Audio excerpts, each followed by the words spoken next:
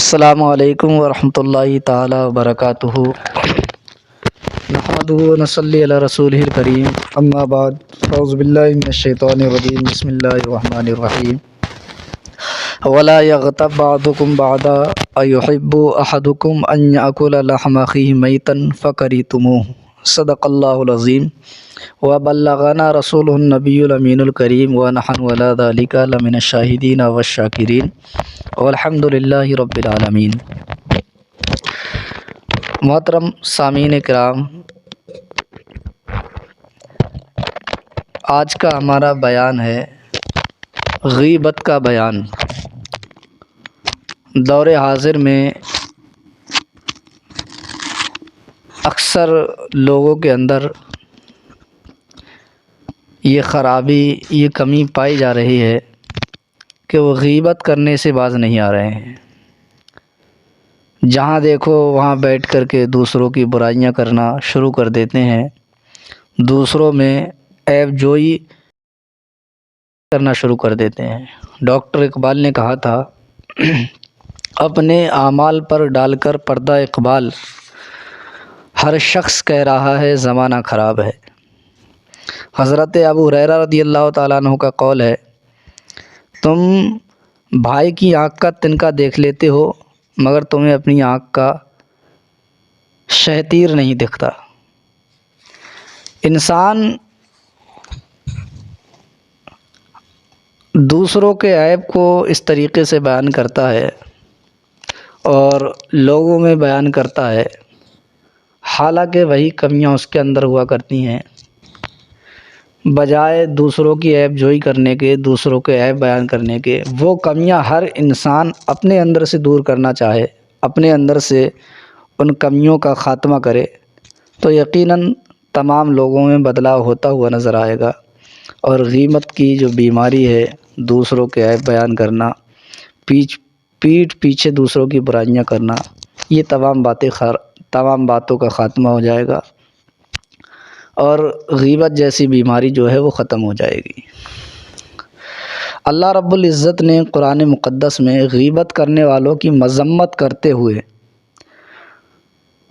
اور ان کی مذمت اس آیت کریمہ میں کی، اور انہیں یہ کہا کہ تم گویا کہ اپنے غیبت کر کے اپنے مسلمان بھائی کا گوشت کھاتے ہو۔ آیت کریمہ کا ترجمہ یہ ہے، ایک دوسرے کی غیبت نہ کرو۔ کیا تم میں سے کوئی اپنے مردہ بھائی کا گوشت کھانا پسند کرتا ہے؟ نہیں، یقیناً ہرگز نہیں، کوئی یہ نہیں چاہے گا کہ اپنے مسلمان بھائی کا، مردہ بھائی کا گوشت کھائے۔ احادیث کی روشنی میں کچھ غیبت کے بارے میں جو وعیدیں کی گئی ہیں وہ آپ حضرات کو سنانے کی کوشش کروں گا، توجہ سے سنیں اور اس پر عمل کرنے کی کوشش کریں۔ حدیث پاک میں ہے، حضور نبی کریم علیہ الصلاۃ والتسلیم نے ارشاد فرمایا، ہر مسلمان پر دوسرے مسلمان کا خون، مال اور عزت حرام ہے۔ حضور نبی کریم علیہ الصلاۃ والتسلیم نے فرمایا کہ اپنے آپ کو غیبت سے بچاؤ، کیونکہ غیبت زنا سے بدتر ہے۔ زنا سے بھی بری بلا جو ہے وہ غیبت ہے۔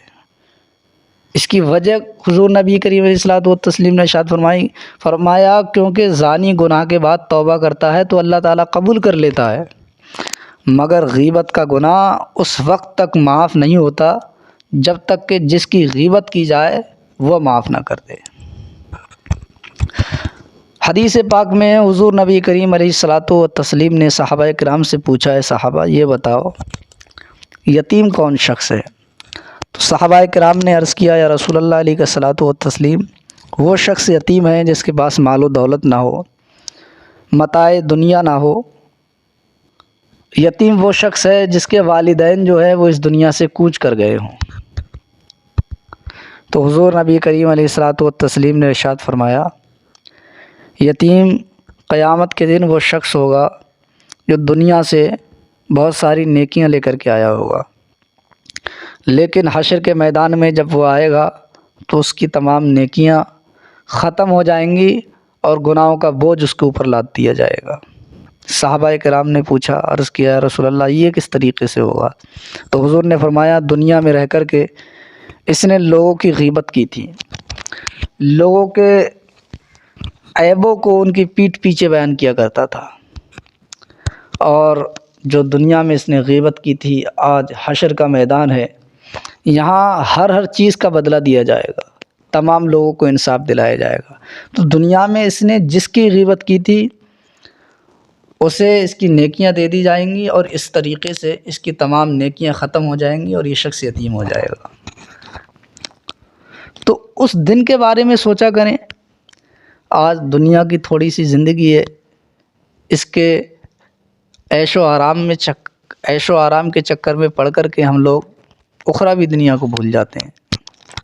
اور حدیث پاک میں ہے، حضور نبی کریم علیہ الصلوۃ والتسلیم نے ارشاد فرمایا،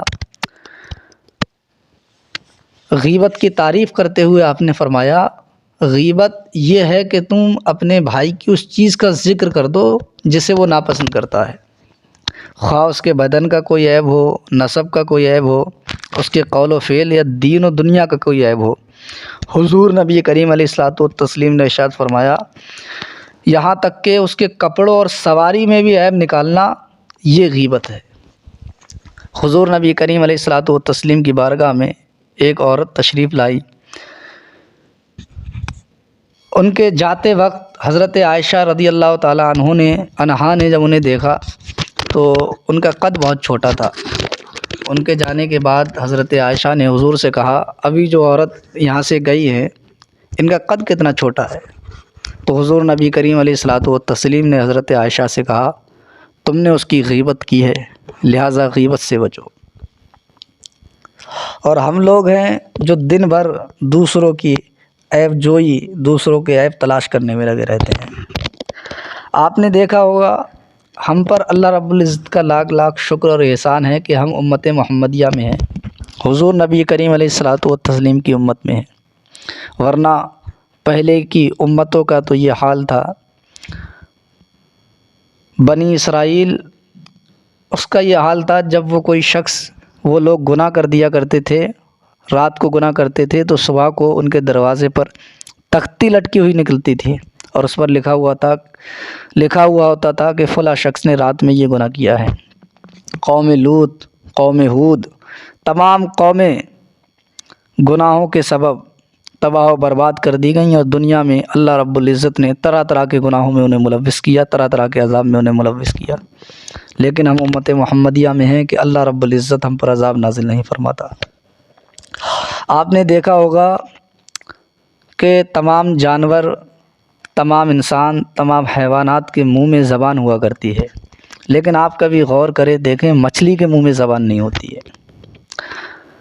علامہ امام غزالی مکاشفۃ القلوب میں فرماتے ہیں، اس کی حکمت یہ ہے کہ جب حضرت اللہ رب العزت نے حضرت آدم علیہ السلام کو، فرشتوں کو حکم دیا کہ وہ آدم کو سجدہ کریں، فسجد الملائکۃ کلھم اجمعون، تو تمام نے سجدہ کیا، مگر ابلیس جو ہے اس نے سجدہ نہیں کیا۔